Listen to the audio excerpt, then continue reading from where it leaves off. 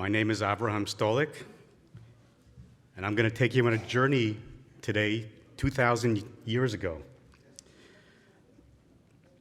What were U.S. Ambassador to Israel, David Friedman, White House envoy Jason Greenblatt, and many other dignitaries doing in a subterranean Jerusalem tunnel about 3 years ago? The answer is they were unveiling the most ambitious and costly archaeological excavation Israel has ever undertaken. Its name is the Pilgrimage Road. Imagine being a pilgrim in Jerusalem 2,000 years ago. You're walking on the main street of Jerusalem on your way up to the Temple Mount. Fast forward 2,000 years, that same road is now 30 feet underground, and it's being exposed as we speak in, as I mentioned, the most ambitious excavation to date. You will be amazed as we explore this ancient pilgrimage road and the drainage channel beneath it that reveals the link between the city of David and the Temple Mount. Along the way, we will highlight some of the dramatic finds that were discovered in the channel and on the road that are reshaping our understanding of the city's ancient history. It all started in 2004. There was a road in the southern part of the city of David, which is the ancient historic core of Jerusalem. There was a sewer pipe that busted. So they called in the repairmen to repair the sewer pipe. And as it's done anywhere in Jerusalem, any archaeologically sensitive site, whenever there's any digging going on, regardless if it's just a repair, they have to have an archaeologist on site just to make sure that nothing is found. Well, sure enough, as the tractor is digging into the ground to repair, an archaeologist hears the clanging of the metal from the tractor on what sounded like a stone. They realized that they have come across the ancient Shiloach pool. This was a pool the size of about 2 Olympic-sized pools on the southern tip of the city of David. This was right by the entrance to the city. And as you enter the gates of the city, your first stop as a pilgrim would be this massive pool. What was this pool used for? Could have been used as a mikvah, which, as we know, was one had to be pure in order to enter the Temple Mount. Once the pool has been discovered, which I may add, only about a small portion of it has been exposed, most of the pool still cannot be exposed because it belongs to a Greek Orthodox church. Archaeologists then decided to connect the dots. And they said, well, if the pool was here, then where did people go after they immersed in this pool? Obviously, everybody knows the main road of Jerusalem. So they figured the main road of Jerusalem must have begun somewhere near this site. And this is when they began to do some exploring. And sure enough, they came upon a step towards the direction of the Temple Mount. This was an exhilarating find for them because it confirmed that there must be something. This must be the beginning of the road.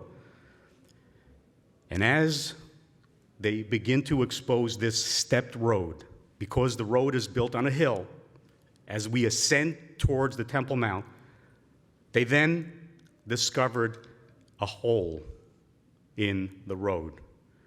When somebody jumped into the hole, they found themselves in an underground tunnel, narrow tunnel, which they identified as a site of Jerusalem's ancient sewer system, what we call the drainage channel, which channeled all the rainwater under the main street of Jerusalem. So let's get started here. The pilgrimage road from the Shiloach pool to the western wall. Here's the picture of Ambassador to Israel David Friedman and White House envoy Jason Greenblatt ceremoniously using sledgehammers to remove a wall that was erected for the unveiling of the newly exposed section of the pilgrimage road. And this, my friends, is what a slice of the pilgrimage road looks like today. It is not open to the public yet. It is still an active archaeological site. So let's begin with looking at what exactly is Jerusalem's Step Street and the drainage channel beneath, which, as I mentioned, is a link between the city of David and the Temple Mount.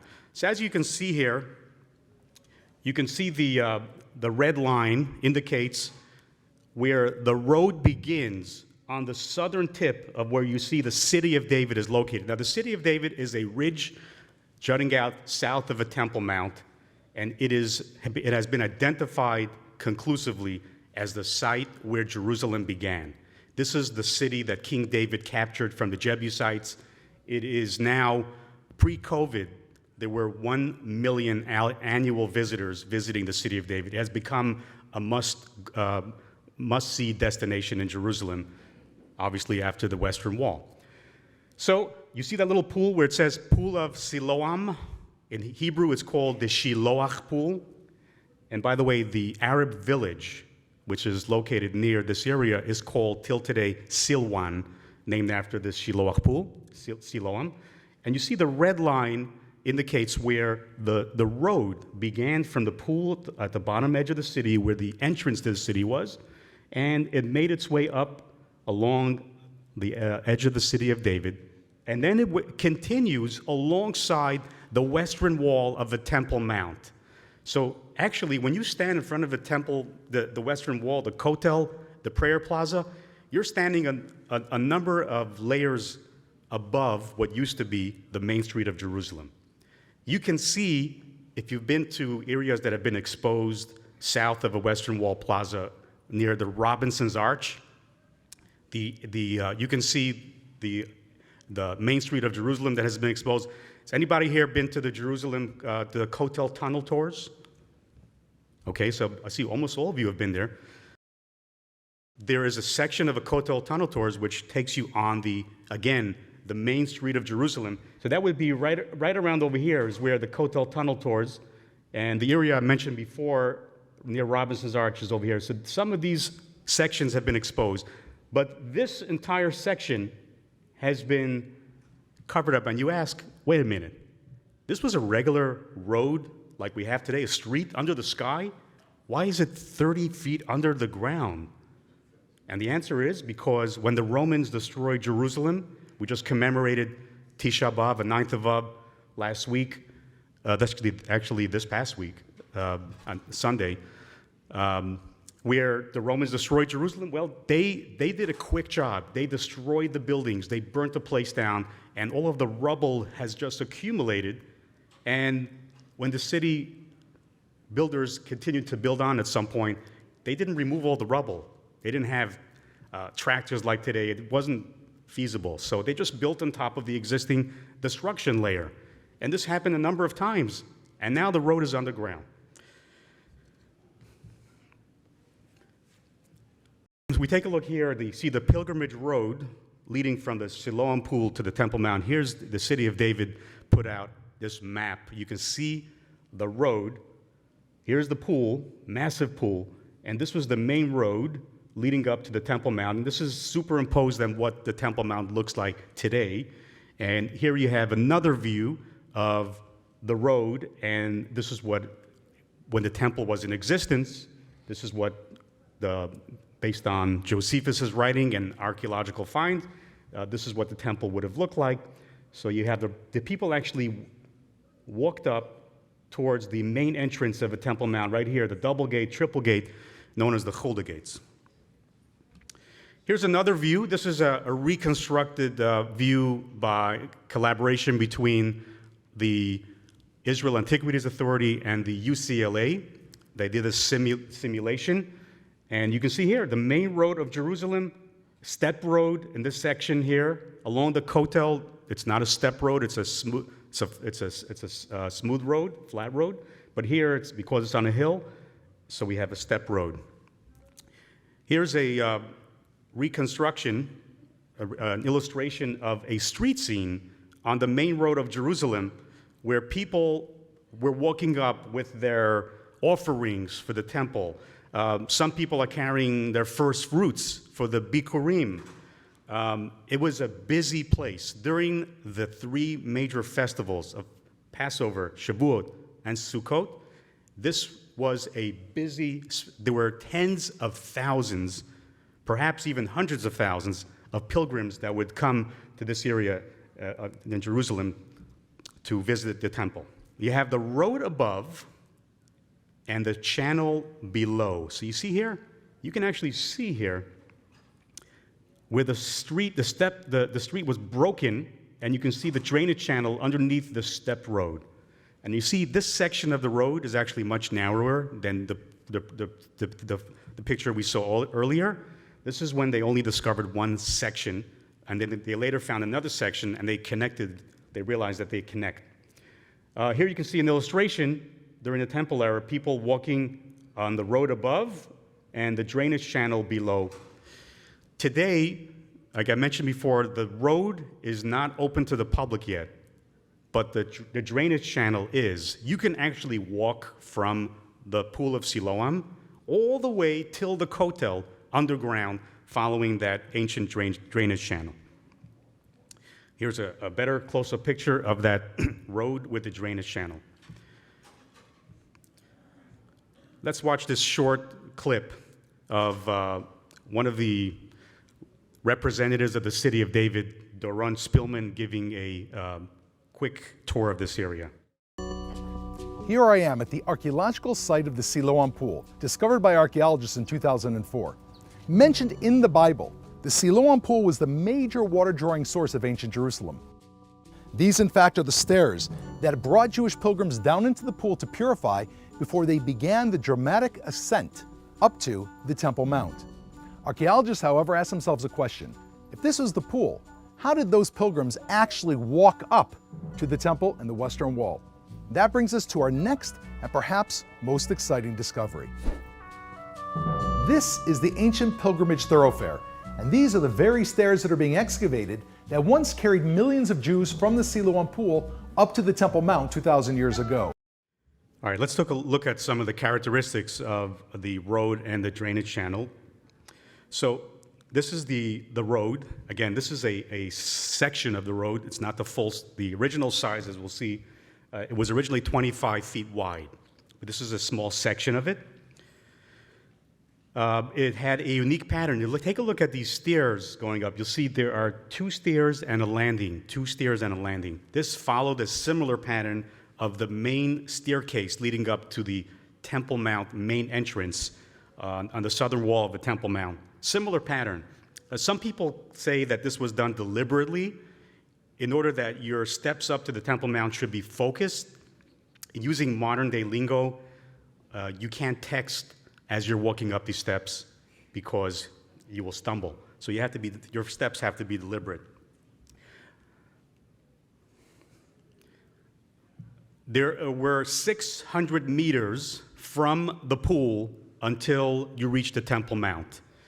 The entire length of the road would actually be 1 kilometer. That would be going all the way almost till the Damascus Gate, towards the entire length of almost the entire length of the Kotel, the Western Wall. Now, here are some characteristics of the drainage channel. The drainage channel obviously is a lot more narrow. It's about a third to 1 meter wide, because it was not really meant for public consumption. It was for the maintenance crew. And it was about 1 to 3 meters in height. Today, it is about 15 to 20 meters below ground, so about 40 to 50 feet underground. We see there's a unique horizontal archaeology that is being used to excavate both the channel and the road. This was the most, this type of archaeology doesn't exist anywhere else in Israel. Typically, an archaeological excavation is where you remove the top layer and you keep going down, like vertical archaeology. And the reason is because every layer represents another era. So there's the Muslim, the Turkish, the Mamluk, the Byzantine, the Roman, Second Temple, First Temple. But when you're dealing with an underground site, such as this, the only way you can dig is horizontally, because there are homes above ground that you can't just simply move. And there's a road above ground as well. So they have to move it, they have to dig like a tunnel, and very carefully removing the layers. And you can see here how all of the earth that is removed is placed into sacks, and these sacks are moved along on the system that, on a rod, till it gets to the entrance, and then they sift through it. A lot of incredible finds, small ones that would ordinarily never be found, were discovered based on the sifting of this earth.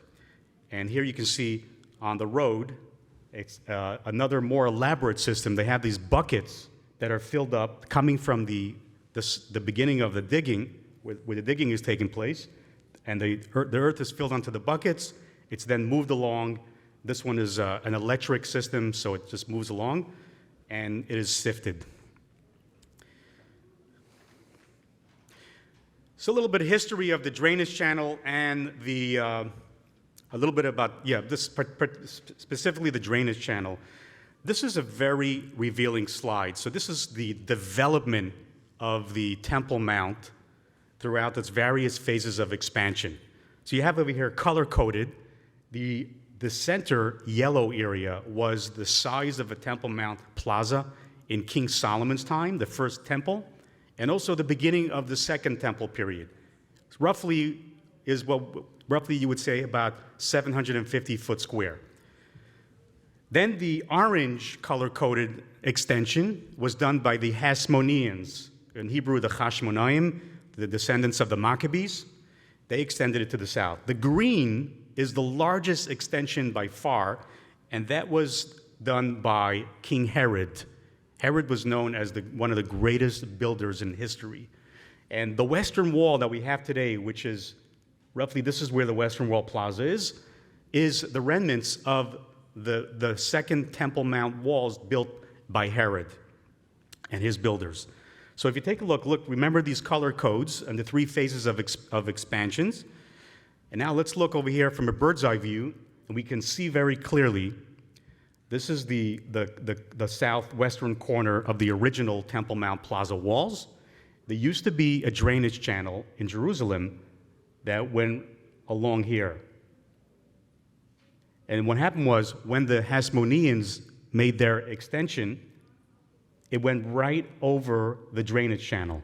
So the Hasmoneans had to build a new drainage channel, which they did right here. This is the Hasmonean drainage channel. And then when Herod built his extension, you can see here color-coded in green, it went right over the Hasmonean drainage channel. So he had to build a bypass. This is the Herodian bypass, where it rejoins it here, and over here, this is a bypass. You can actually see that the drainage channel has different construction methods that were used. You can clearly tell which is the Hasmonean, which is the Herodian. Like this one here, the Hasmonean has a flat roof, whereas the Herodian has a vaulted ceiling. Because, Herod did everything on a more grand style. So even his public works, his sewer system, which is not really meant for the public, was a little more elaborate. Features along the route. So this is one of the most incredible stories about the discovery of the drainage channel. You can see here, we saw it earlier, along the road, there is a broken step. You can see very clearly, and you can see Here, the authorities blocked up the step right here. They put some wood on. In a newer version, they put plexiglass. But you can see clearly, why was the step broken? Particularly, there were 5 points along this road that had been broken in down to the drainage channel. Well, when archaeologists first entered the drainage channel, what they found was this, something you don't find in any archaeological excavation anywhere, and that is cookware and vessels and oil lamps that were completely intact. Typically, when you find vessels or pottery underground, it would be shattered, and they have a special team that's able to piece it together like a puzzle. But in this case, it was completely intact, and immediately the archaeologists on site recalled a very well-known passage from Josephus, which reads as following: "The Romans killed some of them, some they carried away as captives, and others they made a search for underground, and when they found where they were, they broke up the ground and killed all of them, all they met with." This tells us a very harrowing tale. When the Romans laid siege to Jerusalem, the Jews could not enter or leave. And when they finally breached the city walls and they brought destruction upon the city, the Jews had nowhere to run. But there were some Jews that thought of an escape route, and that was the city sewer system. You recall another place where Jews were hiding in the sewers? Well, of course, the Warsaw Ghetto. There were Jews, some of them actually managed to escape, actually, some of the leaders of the uprising. But in this case, they were not so lucky, because someone had tipped off the Romans that there were about 2,000 Jews that were hiding in the drainage channel. And they lasted for some time, and that explains why there was completely intact cookware and oil lamps, because it was just left untouched. And they ate, and they had light, until the Romans came in, and they either slaughtered the Jews, and some of them they took captive, including one of the leaders of the rebellion, Shimon bar Giora, according to Josephus, was also found hiding in this drainage channel. A very interesting discovery that was made in the drainage channel is this: a Roman legionnaire's sword and leather sheath. One of the Roman soldiers, this is clear evidence that the Roman soldiers were in this drainage channel, rounding up the Jews. One of the soldiers, swords that were obviously it's not in the best condition. It's been there covered by earth for 2,000 years. And you can see here what it would have looked like if it was new. It would look something like this. Here you can see an illustration of a soldier holding his sword, and it's in a leather sheath. Now, let's move on to the next discovery, and this is a very interesting discovery because this was one of the things that archaeologists were just baffled. It's very difficult to baffle an archaeologist, and when they found this set of stairs along Jerusalem's main road, they looked at it, and when they discovered the first step, they said, "Oh, wait, maybe it's a mikvah? No, can't be a mikvah. It's right on the main street. Perhaps it's leading into someone's home? But that wouldn't make sense. It's right at the edge of the main street. There isn't even like an easement." And as they dug up, and then all of a sudden the steps stop. And they wondered, what is this, the stairs to nowhere? If you've ever been to New York, there's the stairs to nowhere. Well, all kinds of theories have been proposed. One of them being this, that it was actually the claimant stone of Jerusalem, mentioned in the Talmud, where it says the following. It says, "There was a claimant stone in Jerusalem, and anyone who had lost an item would be directed there, and anyone who found anyone who had lost or found something would be directed there, and the finder would then, proclaim what he found, and the person who had lost it would give the signs that belonged to him." This was, in Hebrew, is called the Even HaToen. It's also mentioned in the story of Choni HaMagal. He said that if it rains so much, go see if the claimant stone has been flooded over. Then we know we got enough water. So this might be the claimant stone, right? And it makes sense. It's right along the main street of Jerusalem where people would get up. Some people suggest this was the original speaker stone. You like the Hyde Park corner in London, where anybody can get up and get everyone's attention. This was definitely a great spot. Some people say that the Romans actually punished people on this little platform. Well, we don't know for sure what it was used, but any one of these theories are possible. As you move along the drainage channel, you come to an amazing location. As we saw before, the Herodian bypass of because the drainage channel would have continued right on to where the Temple Mount walls are today. The Herodian bypass skirts the foundation of the western wall, and you can actually see that right here. And if you look closely, you'll see the western wall stones do not look like they do above ground. They are much more rough because this was not meant for public view, so they didn't smooth it out. But we can actually see this is where the foundations of the western wall of the Kotel were literally laid onto the bedrock. As you come to the end of this drainage channel, until where the visitor is allowed to go, you make your way out right here underneath Robinson's Arch. This was again, an exposed section of the main street of Jerusalem. And right here, they opened it up, and you can see a guy is walking up the stairs, just coming up from the ground. He is at the end of this drainage channel tour. I'm just curious, has anybody here been through this drainage channel? No one, okay. I went with my children through this drainage channel. It was definitely an experience to remember.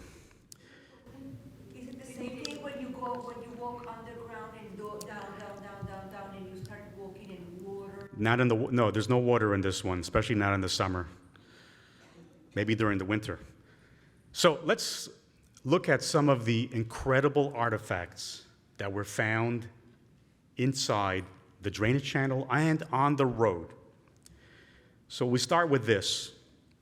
This was, again, an incredible find. It was a weight called a Beka weight. What is a Beka weight?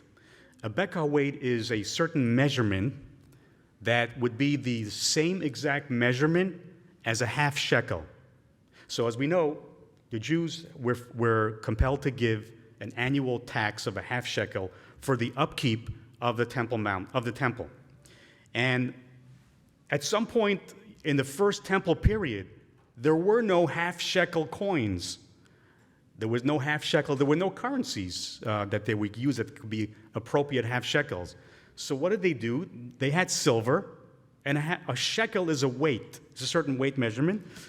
And they took this weight, this stone weight, which weighs in, as I said, the same weight as a half shekel, and they put it on a scale. And then they took some silver pieces that they had, ignats, and put it on the other side of the scale. And if it measured up, then this was the equivalent of a half shekel, which they offered as the half shekel tax in the form of silver nuggets. It didn't have to be a coin. It just had to be an amount of silver. This was how the half shekel was given in the first temple period. And you can see clearly here, for those of you who read ancient Hebrew, there are 3 letters on this stone, Beis, Kuf, Ayin, which spells Beka, which is the Hebrew term for that weight measurement of a half shekel. You can see here, straight out of the Bible, 1 Beka per head, a half shekel, according to the holy shekel, and everyone was required to give this measurement. Now, this was during the first temple period. During the second temple period, there was another method of half shekel that was given, and this leads us to our next find. And this was actually a whole shekel. It's called a Tyrian silver shekel. This was the standard use for the half shekel purpose. But you ask, well, this is a whole shekel, it's not a half shekel. How did people give this? So the answer is two people shared 1 shekel, and they offered their tax of a half shekel each. Because there was no half shekel, so this was the type of coinage that they used, because this one had the most amount of silver in it. It wasn't diluted. And this particular one was struck in the year 22 of the Common Era.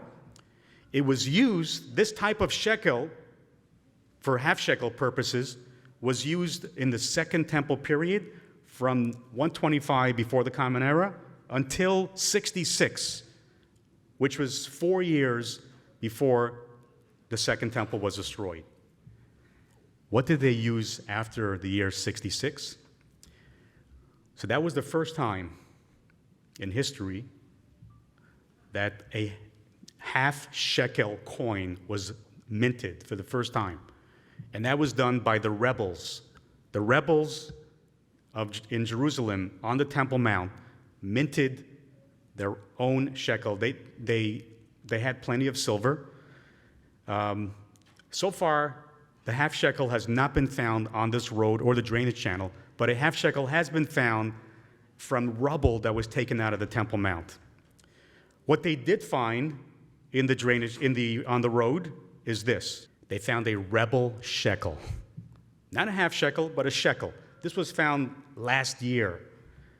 In the earth that was taken out with the buckets that we saw earlier, it was sent to a sifting site, and a young boy or girl that was sifting as a volunteer came across this. So you see, this is one side of the shekel minted by the rebels, and it says Holy Jerusalem. On the other side, it says Shekel Israel, in Hebrew Shekel Yisrael, year 2. That's because the rebels would always indicate on their coinage what year of the rebellion they were minting these coins. There's year 1, year 2, year 3, year 4, also even year 5, because it was 4.5 years. The year 5 half shekel or shekel is the most valuable. If anyone, because that lasted the shortest period of time before the destruction, if anyone has that shekel, it's worth over $1 million. As a matter of fact, I believe there was a shekel that was just auctioned off from an estate someone in California, and it sold for 1-point-something million. So you can see you noticed on the Tyrian shekel, which, by the way, Tyre is a city in today coastal Lebanon, but it was primarily it was Greek, a Greek-type shekel. It had a picture of a Greek deity on one side and some other, like an eagle on the other side. When the Jews minted their coins, they didn't put any of that images on. Look, on one side they had, it's not so clear, but they put what's called a chalice, like a cup that was used for service in the temple. On the other side, here you can see the chalice on one side. The other side is not that visible, but it's like a pomegranates, like 3 branches with pomegranates coming out. In some of the other coins, they have a lulav with esrog on the side. They have different symbols from a temple and from Jewish service that they put onto the coins. Here's another find. As any drainage channel, even if you walk on the street here, and look, there are grates on the side of the road with holes, and it's meant to drain the rainwater. People sometimes lose objects, and it ends up in the sewer system. Sometimes people lose valuable objects. It wasn't any different in ancient Jerusalem. People would be walking down the street, and someone threw something on the street, or they lost something, and it rolls into the drainage channel. Well, apparently this one guy carved out a little graffiti image of a menorah on a stone, and then he discarded it or something, maybe, and it ended up in the drainage channel. It's just been there until it was discovered as they exposed this. The most exciting find that was found in the drainage channel by far definitely ranks as one of the most exciting, is this golden bell. Now, this was a pretty good condition golden bell with an interesting design, but what's unique about this bell is that it actually had a loop on the top, and it seemed that it was attached to a fabric was attached to a garment. That would explain the loop. And it's an actual bell. There's actually a clapper inside, and you can actually shake it, and it makes noise even today. What was this bell from? According to some have hypothesized that this may be the golden bell from the hem of the high priest, the Kohen Gadol, because we know, as we see here, that it says in the bottom hem of the Kohen Gadol's garments, there were pomegranates made of material and golden bells. There was a total of 72 bells on the hem of his garment. And you can see here's an illustration of the high priest in the Holy Temple. At the bottom, you see pomegranate bell, pomegranate bell. This might be the bell from the high priest. Of course, we don't know for sure. There's no name on it. But it's a possibility. This has become such a sensation in the city of David when this was found that the city of David began to produce their own jewelry based on certain artifacts that have been discovered in the city of David. So you can actually buy a golden bell jewelry, like a necklace, with that same distinct design of the golden bell that was found. It only will set you back about $1,000. Now, if that's a little too expensive, you can buy a gold-plated version for $159.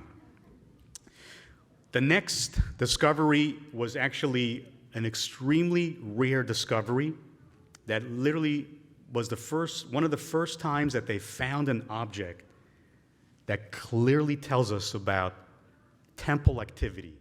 Because, there is no archaeological excavations on the Temple Mount itself. It's off limits to archaeologists because it's controlled by the Waqf, and they don't allow any archaeological digs. But then they came across this find, which was described as a temple token, sort of like an ancient ticket.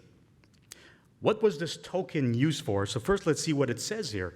This is from First Temple, and actually, this is from the Second Temple, and it says in Aramaic, which was the common language towards the end of the Second Temple period. It says Daka Leka, which means pure for God. And we know about this token from the Mishnah. The Mishnah, I'll go back to this in a minute so we can look at it again, but the Mishnah says, whoever required libations would go to Yochanan, who was in charge of the stamps. This is what they call it, like a token or a stamp. Give him the appropriate amount of money and would receive a stamp from him in return. He would then go to Achia, who was in charge of the libations, give him the stamp and receive the libations from him. In other words, if you went to the temple and you were going to bring an offering, a libation, you first had to certify that you were pure, that you have been purified, you're not impure, and then you would pay for the libation, for the offering, and after you paid for it, you would receive a token. You would then take this token that certifies that you are pure, and you would hand it to another Cohen who would be seated on the Temple Mount, and he would give you the proper libation. The meaning of this word, of this token, let's go back for a second and see what it looks like. You can see here very clearly, for those of you who read ancient Hebrew, I'm sorry, this is actually not ancient Hebrew. This is contemporary Hebrew that was used in the Second Temple period. So let's see, we can see there's the Dalid, Kaf, Aleph. That's Daka. And at the bottom here is the Lamed, Yud, and the Hey. The Hey looks like a Ches, but it's a Hey. Daka Leka, which means pure for God in Aramaic. This would certify that you were pure and then you received the time. This was an incredible find because for the first time, something was found just a few years ago that actually indicates of temple activity, because until now we just read it from the books, but this was an actual find that relates to actual temple activity. So this was a very sensational find.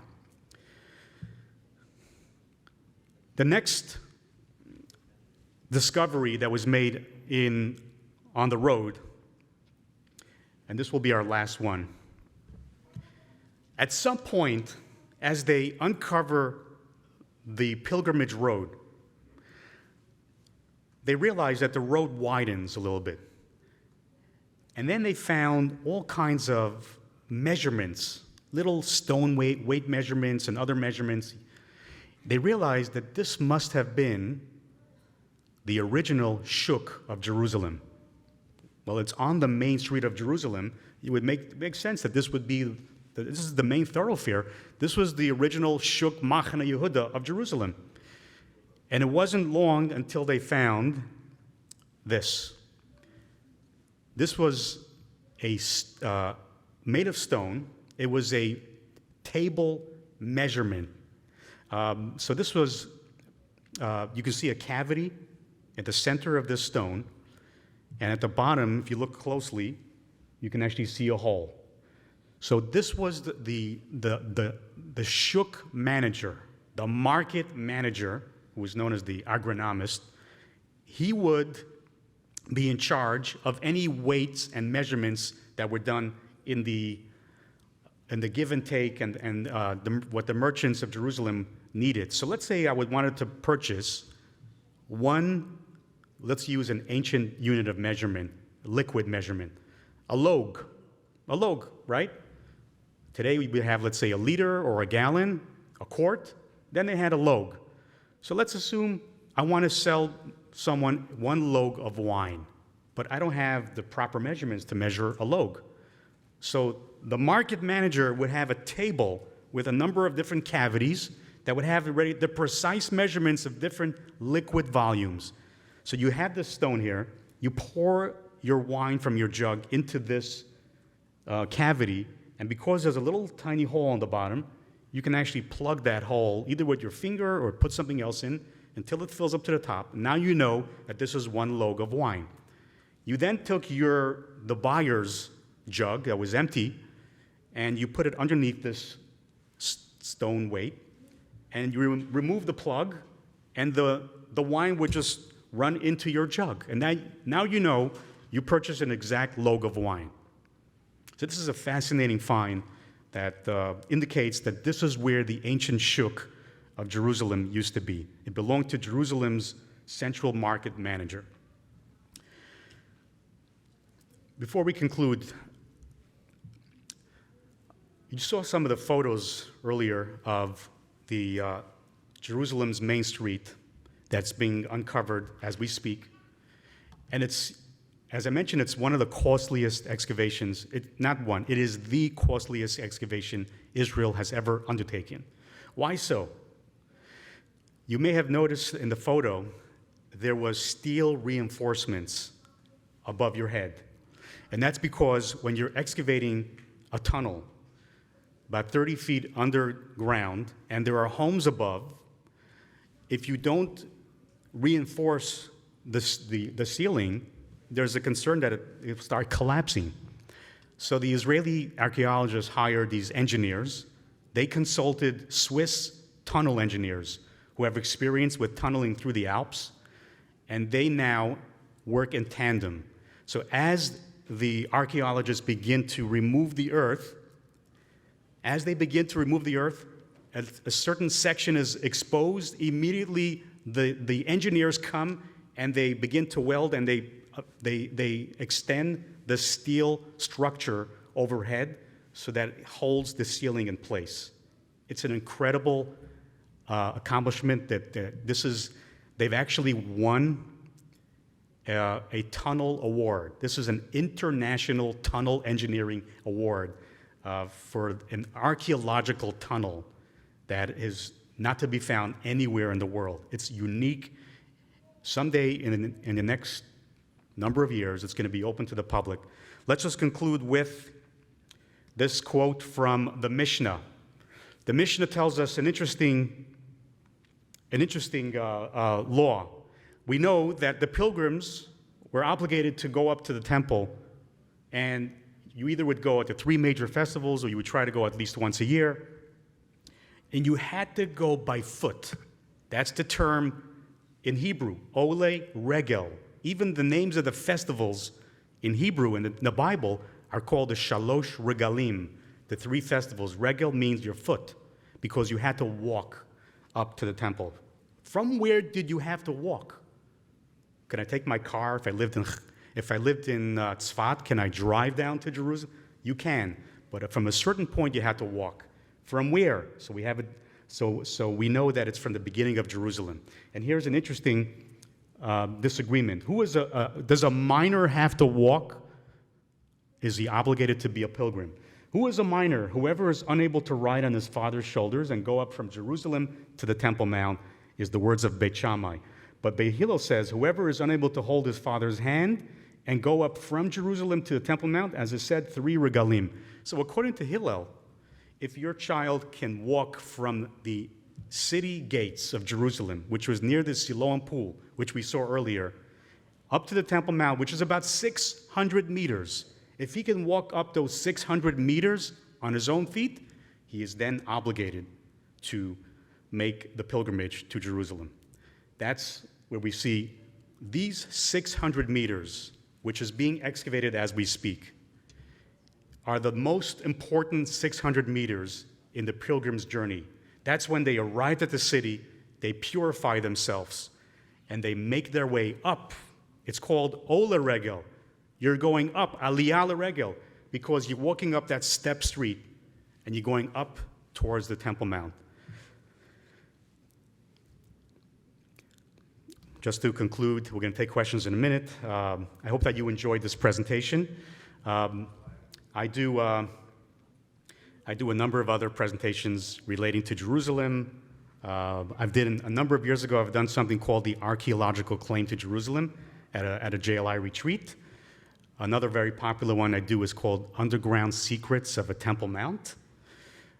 City of David, Mysteries Revealed, Holy Trash, Temple Mount Salvage Operation, and Hezekiah's Tunnel. For those of you who visited the City of David, you've been through that water tunnel mentioned before. That is a discussion for itself, but it is a fascinating engineering feat. So this brings us to the conclusion of our presentation. And if anybody would like to email me, my email address is info@JerusalemUncovered.com. Let's take questions now. Yes. When the pilgrims went up to the road and they reached the end of the road, or at some point, where did they turn up to enter the main entrance of the Temple Mount, which were the southern gates? Right before they hit the western wall, the southern wall, there was a turnoff, which was not part of the main street of Jerusalem, but that's what led you to the grand staircase. That was the main entrance, correct. The main entrance is on the southern side, not on the western side. I was waiting for that question. How did a Chabad rabbi get into archaeology? It's a long story, but suffice it to say that there was an archaeologist from Texas who was looking for the lost ark. Some people say that his last name was Jones. Some people say he's the inspiration for Indiana Jones. And my neighbor would be getting his publications, and we'd be digging in Israel. And at one point, I looked through the spread in the 1980s, and I see he found in the Qumran Caves area where the Dead Sea Scrolls were found, he found a large amount of organic reddish substance, which has been tested by 2 independent chemists in America to consist of 8 out of the 11 spices used in the incense, in the Torah. And then he found the balsam oil, the famous Shemen HaMishka, the anointing oil that was used to anoint kings and Cohen high priest. And I said, wow, this grabs my attention. I've always been very, very much of a Jewish history buff, but I found that archaeology makes history tangible. And I became very into it since then, very passionate. Give a round of applause for